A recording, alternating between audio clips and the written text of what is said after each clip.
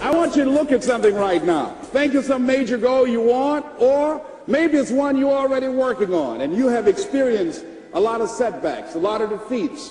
You've experienced a lot of disappointment. Maybe you've already given up, and maybe you just need a little fire, a little encouragement to get back in the game again. Here's what I want you to look at. There are winners, there are losers, and there are people who have not discovered how to win. And all they need is some coaching. All they need is some help and assistance, just a little support. All they need is some insight or a different strategy or plan of action to make some adjustments that will open up the key to a whole new future for them, that will give them access to the unlimited power that they have within themselves. That's all that they need. So what I want you to do is think about something you want for you, that's real for you, that's important for you, that will give your life some special meaning and power. And I don't even want you to say, I can do that. I don't want you to assume that. See, 5 years ago when I started out in this area, I would not have been able to make the mental leap that I would be up to where I am right now. I don't want you to begin to just psych yourself out. No. I want you to be able to say something to yourself that will enable you to maintain a level of integrity with yourself. That when you say this, even when you face tremendous setbacks, it will be a benchmark to keep you in the game, to keep you moving forward and experimenting and readjusting your strategy and your plan of action, continuously looking for ways to win. So what is that something? When you got an idea you want to move on, you might not have the money, you might not have the education, you might not have the support or the resources you need. What is that something that can keep us going, that will enable us to act on our dream? What's one of those keys that will begin to help us to discover the secrets to our dream? Here's what I want you to repeat after me, please, with power and conviction. Say, it's possible. That's all I want you to do when you look at your dream. Just say to yourself every day, it's possible. Just say that every day to yourself, it's possible.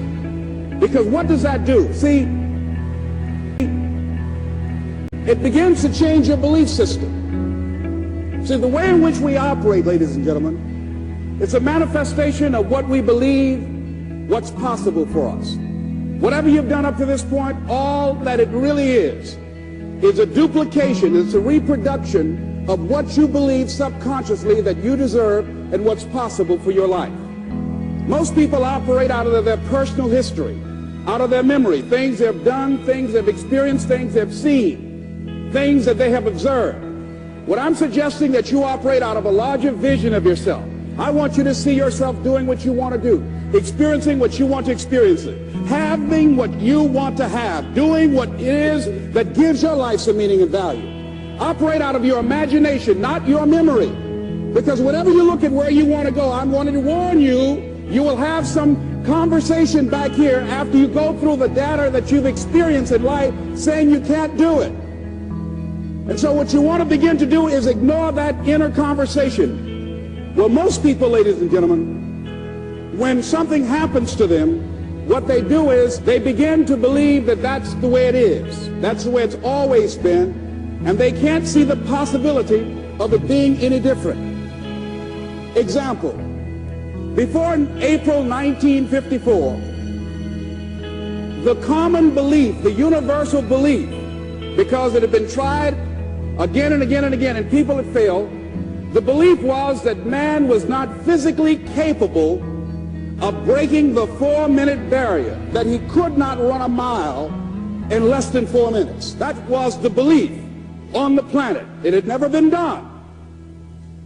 But here's what happened, ladies and gentlemen. Roger Bannister came along, and he broke the 4-minute barrier. Now here's what's significant about that. Since that time, up to this day, over 20,000 people have done it, including high school kids. What changed? 20,000 people, what changed? Here's what happened when they got on the track. They knew it had been done. And because they knew it had been done, there was a new belief about this barrier. about this goal that was unreachable. And those 20,000 people got in a race believing, knowing in their heart that someone had done it, that it's possible that they could do it. And I'm saying that if you know anybody that had some goal, some dream, something they wanted to do, and they did it, then I'm saying that you know in your heart that if someone has done it, then you can do it. It's possible. And that if someone can make their dream become a reality, that it's possible that you can make your dream become reality. And so as you begin to look at where you want to go, beginning to embrace that, it's possible. I'm blessed and highly favored. I've got a lot going for me. I got some good stuff in me. And it's possible that I can bring my greatness out here in the universe.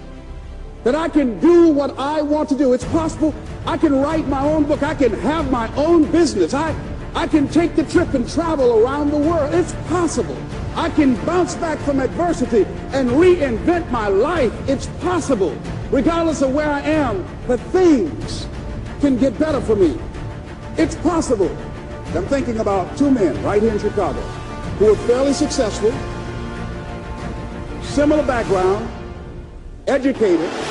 They worked for a corporation for many years, and they were among many people that were laid off. Two guys who were very good friends. One went out looking for a job for several weeks along with the other one, and they faced disappointment and rejection again and again and again. They couldn't find any work, which is the story of many people across this country. One guy stopped. He became discouraged. He stopped going. He stayed home looking at television, became very argumentative and toxic with his wife, drinking beer, getting on the phone, talking to his other negative, unemployed friends. And he just gave up.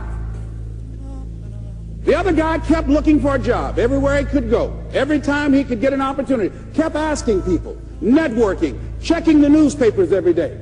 Kept going everywhere he could, trying to find a job. You have too much education. You're overqualified. You won't be here long enough.